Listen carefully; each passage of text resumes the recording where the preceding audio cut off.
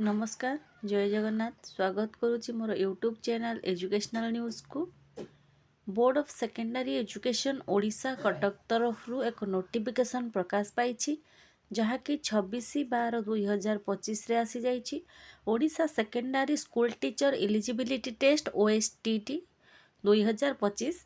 It is hereby informed to all concerned that the Odisha Secondary School Teacher Eligibility Test OSSTT 2025 will be held on 21/1/2026 both paper 1 and paper 2 in one sitting as detailed below.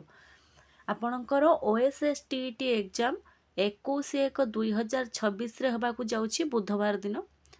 Paper 1 एवं paper 2 रोची sitting paper 1 रोची 10टा AM to 12:30। Paper 1 paper 2 दुईटा both time रे हबो।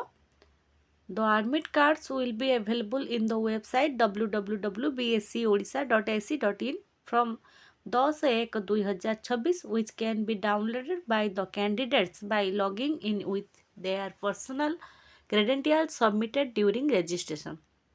जेतेबेले आपण माने OSTT रो registration करिसंती तार रेजिस्ट्रेशन नंबर देई आपण वेबसाइट को जिबे www.bscodisha.ac.in साइट रे आपणकर एडमिट कार्ड अवेलेबल रहिबो 10/1/2026 रे आपण डाउनलोड करि नेबे। 21/1/2026 बुधवार दिन आपणकर 10टा AM रु 12:30 नून पर्यंत एग्जाम चलिबो। पेपर 1 एवं पेपर 2 बोथ।